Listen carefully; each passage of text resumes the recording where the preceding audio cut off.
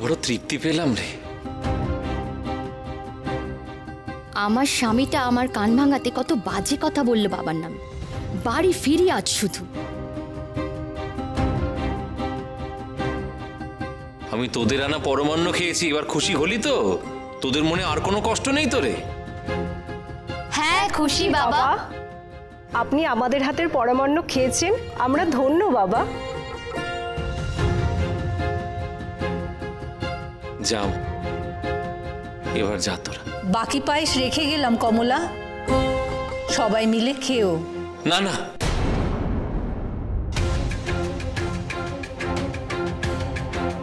এই পরমান্ন আজ বাবার কাছে নিবেদন করা থাকবে।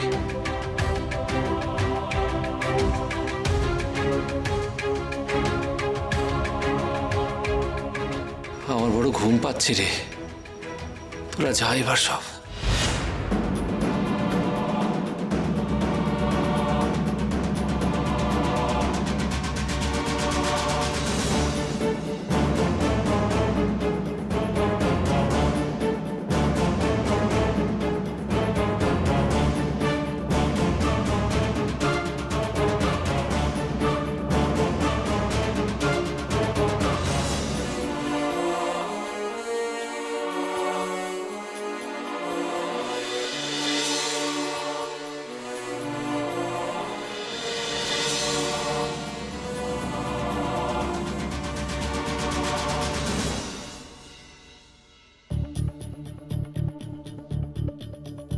হ্যাঁ গো টেঙ্কু দাদা, বাবার কি হলো বলো দেখি।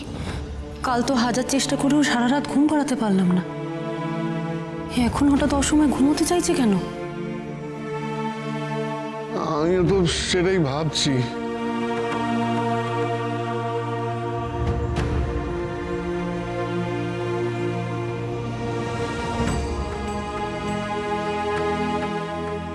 কিছু বলবি নাকি রে? না মানে ওই রাতের বেলা তো দু চোখের পাতা এক করলেন না, অথচ এখন এই দিনের বেলা ঘুমোতে চাইছেন। তাই মনে হাজারো প্রশ্ন জাগছে বাবা। আপনার শরীর ঠিক আছে তো? ওরে শরীরের নাম মহাশয়, যা সবই তাই সয়। অনেকদিন শান্তিতে ঘুমোয়নি রে, তাই এবার একটু ঘুমোবো। দেখিস বাবা, ঘুমের সময় কেউ যেন আমাকে বিরক্ত না করে, দেখিস কিন্তু। তা তুমি উঠবে কখন বাবা? জানি না গো মা, যতক্ষণ ইচ্ছে হবে ততক্ষণই ঘুমোবো। কেউ যেন ভুলেও আমার ঘুম ভাঙানোর চেষ্টা করো না।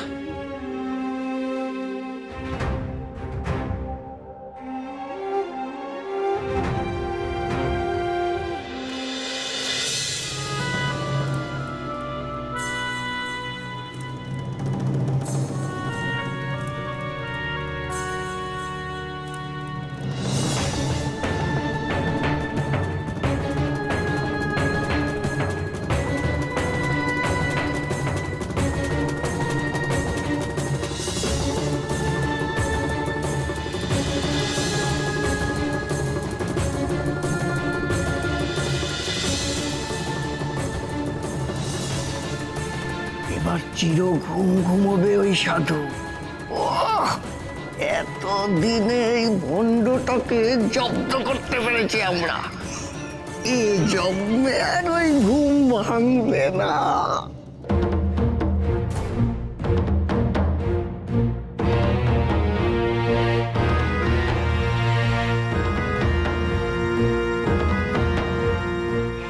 এ কেমন ঘুম? শুলো আর তলিয়ে গেল।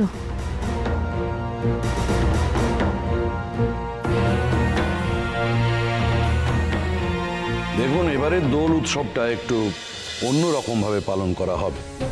না, জমিদার বাড়ি থেকে যেরকম উৎসবের সূচনা হয় সেটা তো হবেই, তবে তাছাড়াও অন্য কিছু কর্মসূচি রয়েছে, সেই জন্যেই আপনাদেরকে এখানে ডাকা। আশা করি আপনারা সবাই আমাদের উৎসবের আয়োজনে সহযোগিতা করবেন। সে আর বলার অপেক্ষা রাখে না জমিদার বাবু, আমরা সব সময় তো আপনার পাশেই আছি। আর তাছাড়া এ গায়ের দোল উৎসব দেখতে আশেপাশের গায়ের লোকেরাও তো আসেন। তবে একটা বিষয় আমাদের ঘোরতর আপত্তি আছে জমিদার বাবু। কি বিষয়ে? ওই বামুনদের মুখে শুনছিলাম আপনি নাকি চান এবারে দোল উৎসবে ওই গরিব পাড়ার লোকজন আমাদের সঙ্গে যোগ দিক। আচ্ছা, এ কি সত্য? হ্যাঁ, সত্য। কারণ গুরুদেব চান যে ওই সাধুকেও আমন্ত্রণ জানানো হোক। না না, এ অসম্ভব। যারা এতদিন আমাদের পায়ের তলায় থাকতো তাদের সঙ্গে দোল উৎসব পালন করা পারবো না জমিদার মশাই। তার মধ্যে ওই সাধুকে আপনি আমন্ত্রণ দেবেন? ওই সাধুর জন্য নিচুতলার লোকগুলো যথেচ্ছার করে বেড়াচ্ছে। আমাদের বাড়ির মহিলারা দিনে দিনে ওই সাধুর ভক্ত হয়ে উঠছে। না না জমিদার বাবু, যত শীঘ্র সম্ভব ওই সাধুকে আপনি তাড়ানোর ব্যবস্থা করুন, নইলে আমাদের তো সংসার রসাতলে যাবে।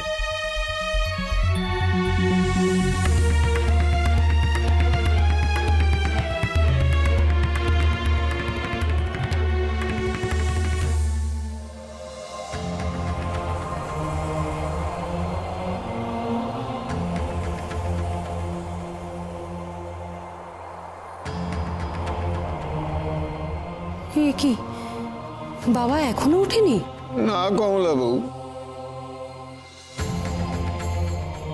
ওটা তো দূরের কথা, পাশ পর্যন্ত ফেরেননি।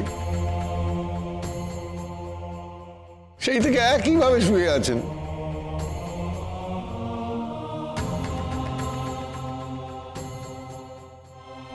মাসি, এমন করে কেউ ঘুমোতে পারে? আমরাও তো ঘুমের ভেতর নড়াচড়া করি। আজ কাজ করতে করতেই বাবার জন্য মনটা কেমন অস্থির লাগছিল। ভাবলাম এসে দুটো কথা বলে যাই, কিন্তু বাবা এ সময় ঘুমিয়ে রয়েছেন। আগে তো কখনো দেখিনি এই সন্ধ্যা রাতে বাবাকে ঘুমিয়ে থাকতে। কখন শুয়েছে?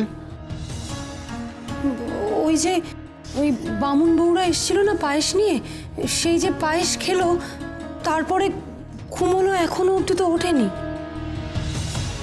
ও কমলা, বাবাকে একবার ডাকো না গো। হ্যাঁ হ্যাঁ, ঠিকই বলেছ। দাঁড়াও দাঁড়াও। না না, কেউ ডেকো না। বাবা বলে দিয়েছেন কেউ যেন ওনাকে বিরক্ত না করে। বাবা তো দিন রাত জেগেই থাকেন। আজ বোধহয় ওনার বিশ্রামের খুব প্রয়োজন ছিল, তাই হয়তো ঘুমোচ্ছেন। তোমরা কেউ ডাকাডাকি করো না বাবাকে। বেশ তো, বাবা যদি আজ আমাদের পাড়ায় ঘুমোতে চান তো ঘুমোক না। এ তো আমাদেরই পরম সৌভাগ্য, কি বলো? কিন্তু এখন যে সন্ধ্যা আরতির সময় হয়ে গেছে গো, আর সন্ধ্যা আরতি তো বাবা নিজে হাতেই করেন। আজকে কি বাবার সে খেয়ালও নেই? কমলা মাসি, চলো আজ না হয় আমরাই শিবকে সন্ধে দিই। হ্যাঁ, সেই ভালো। ওই সন্ধ্যা আরতির সময় শাঁখের আওয়াজে বাবা নিজেই উঠে পড়বেন। সেই ভালো। শম্ভু, তুই বরঞ্চ আজকের সন্ধ্যা আরতিটা সেরে ফেল। দাঁড়া, প্রদীপটা জ্বালিয়ে দিই।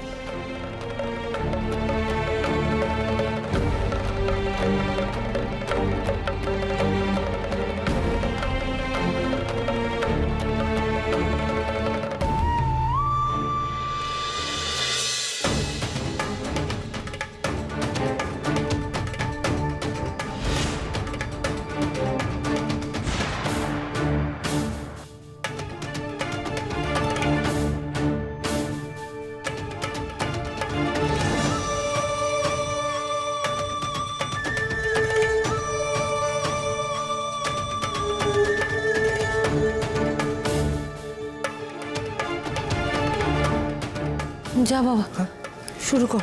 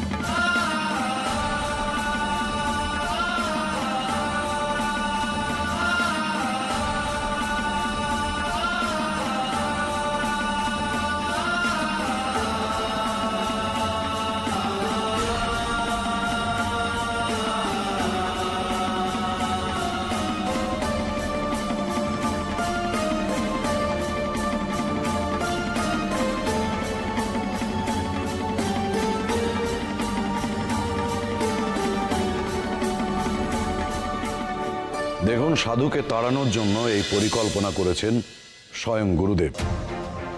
কিন্তু এখন যদি সরাসরি ওনাকে তাড়াতে যান, শুধু ওই নিচুতলার মানুষগুলোর মধ্যেই নয়, আমাদের সবার সংসারেও অশান্তি লেগে যাবে। সেই জন্য গুরুদেব বলেছেন ওই সাধুকে উৎসবে আমন্ত্রণ জানাবে, উৎসবে সবাই উপস্থিত থাকবে, আর তখন আমি সাধুকে সম্মুখ সমরে আহ্বান করব। নিজেকে ঈশ্বর ভাবে না, ওর ওই ঈশ্বর ভাবা আমি ঘুচিয়ে দেব। আশা করি গুরুদেবের ওপর আপনাদের সকলের ভরসা রয়েছে, এবং উনি বলেছেন যে এই দোল উৎসবের দিনেই ওই সাধুকে গা ছাড়া করা হবে। ওই সাধুর প্রতি গরিব মানুষদের আর আমাদের বাড়ির সকলের মহিলাদের যদি বিশ্বাস একবার টলে যায়, তাহলে আর কোনো চিন্তা থাকবে না। সাধুই যদি এই গ্রামে না থাকে, তাহলে এই দোল উৎসব কেটে গেলেই ওই গরিব মানুষগুলো সকলে আমাদের পায়ের কাছে এসে পড়বে। এত শাঁখের আওয়াজেও বাবার ঘুম ভাঙলো না?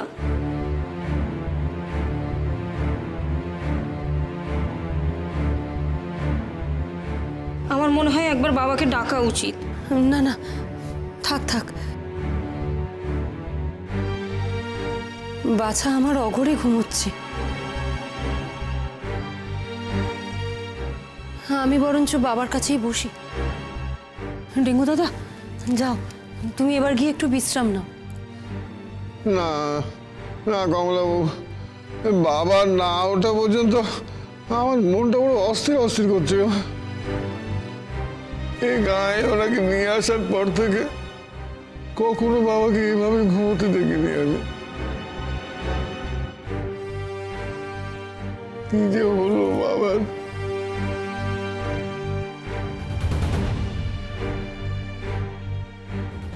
যে মানুষটা কাল সারা রাত আমাদের চিন্তায় জেগে কাটালেন, সে মানুষটা আজ এমন অঘরে ঘুমোচ্ছেন? না না, আজ আমরা সবাই বাবার কাছে থাকবো। আজ নয় আমরা বাবার জন্যই রাত জাগি।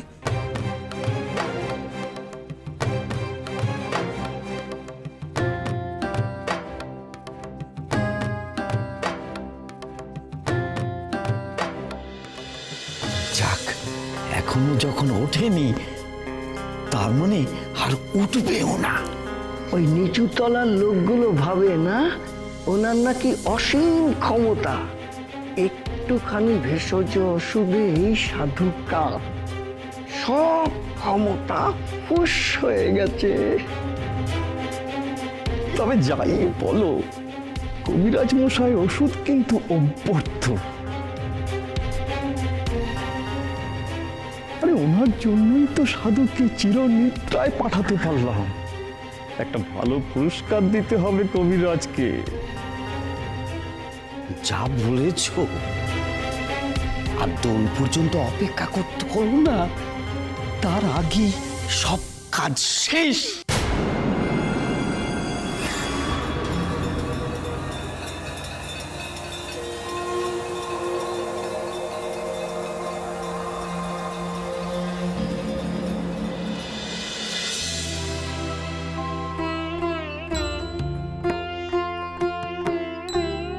কিরে, সাধু বাবা আজ খেয়েছেন কি? ওই বামুন বউয়েরা নাকি সকালে পরমান্ন নিয়ে গেছিল।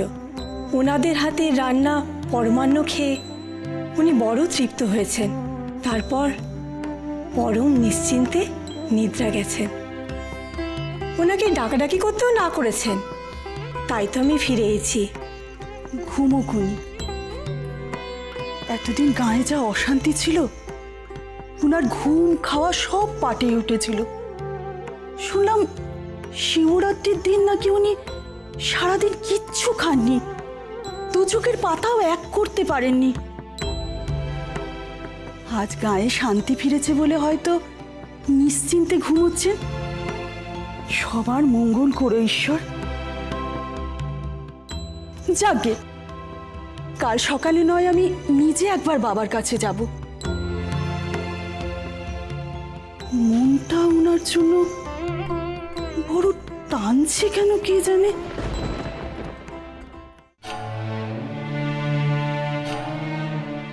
কমলা মাসি, এবার তো বাবাকে ডেকে দুধটা খেয়ে নিতে বলো, অনেক রাত হয়েছে। এভাবে খালি পেটে ঘুমানো কি ঠিক? কাকে ডাকবো বল দেখি? এ যে ও করে ঘুমোচ্ছে, ঘুমানোর আগে বারবার করে বারণ করেছিল ঘুমানোর সময় ওনাকে যেন কেউ জ্বালাতন না করে। ওর রাগ আমি জানি, খুব রেগে যাবে এখন ডাকলে। তুই এক কাজ কর, তুই দে আমাকে ঘটিটা, ঘুম ভাঙলেই আমি খাইয়ে দেবো। চলো আমরা শিবের নাম করি। বাবা তো শিবের নাম শুনতে ভালোবাসেন, শুনলে ঠিক উঠে যাবেন। ঠিক বলেছো মধু দাদা, আমরা সবাই মিলে বলি ওম নমঃ শিবায়, ওম নমঃ শিবায়, ওম নমঃ শিবায়, ওম নমঃ শিবায়, ওম নমঃ শিবায়, ওম নমঃ শিবায়, ওম নমঃ শিবায়, ওম নমঃ শিবায়, ওম নমঃ শিবায়, ওম নমঃ শিবায়।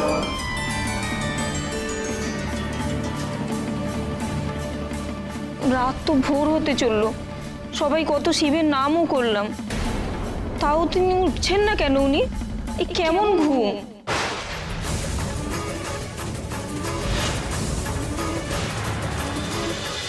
ঘুমোবো, নিশ্চয়ই ঘুম।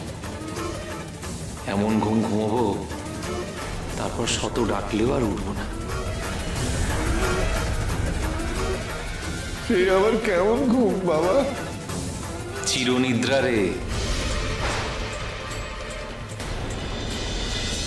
ও ডেঙ্গু দাদা, হ্যাঁ আমার যে এবার বড় চিন্তা হচ্ছে গো।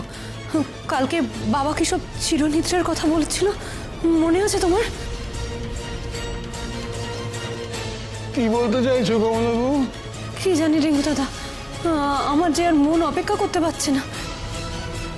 হ্যাঁ, এত ঘুম কেউ কি করে ঘুমোয়? সেই তো, এই পাড়ায় বাবা যতবার এসেছেন পিঠ সোজা করেই বসে থেকেছে। আমাদের গোয়ালেও তো ওনাকে ঘুমোতে দেখিনি কখন। দিন রাত বাবা লোক সেবার কথা বলতেন। কাল রাতেও তো বাবা এই পাড়ার সকলকে নিয়ে কত চিন্তা করছিলেন, আর এখন এরকম চিন্তাহীন হয়ে ঘুমোচ্ছেন কি করে? এই ঘুম আমার ভালো লাগছে না কমলাবাবু। বাবা ডাকতে না করেছেন, তাই ডাকতেও পারছি না। ভোরটুকুর অপেক্ষা করি আমরা। ভোরের আলো বাবার চোখে পড়লে বাবা হয়তো আপনিই জেগে উঠবেন।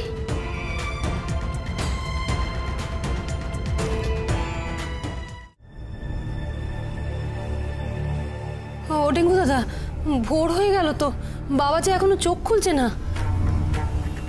বাবার চোখের পাতাও যে কাঁপছে না গো। এবার তো ওনাকে ডাকো। কিন্তু বাবা যে মানা করেছেন, উনি যদি রেগে যান? রেগে গেলে যাবে, মায়ের উপর কতক্ষণ রাগ করে থাকবে শুনি? হ্যাঁ, আমি ওকে ডাকবো। বাবা,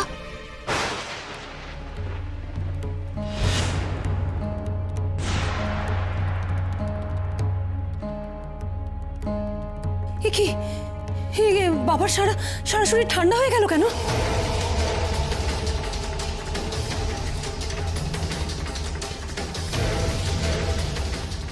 ও ডেঙ্গু দাদা, বাবা, বাবা ওঠো না বাবা। ও বাবা, তুমি মায়ের ডাকেও সাড়া দেবে না কেন? কথা বলছো না বাবা, ওঠো বাবা। বাবা, এবার আপনি একটু ঘুমিয়ে নিন বাবা, আমি পাহারা দিচ্ছি। ঘুম আসছে রে, আসছে, সে নিজে আমার কাছে আসছে। নিদ্রার জন্য তোড়জোড় শুরু হয়ে গেছে তো। ঘুমোবো, নিশ্চয়ই ঘুমোবো। এমন ঘুম ঘুমোবো, তারপর শত ডাকলেও আর উঠবো না। বাবা কথা বলো না। বাবার কিছু হয়নি, আমাকে ডাকতে দাও কমলাবাবু। বাবা, বাবা, বাবা উঠুন বাবা, বাবা উঠুন। বাবা শ্বাস চলছে তো?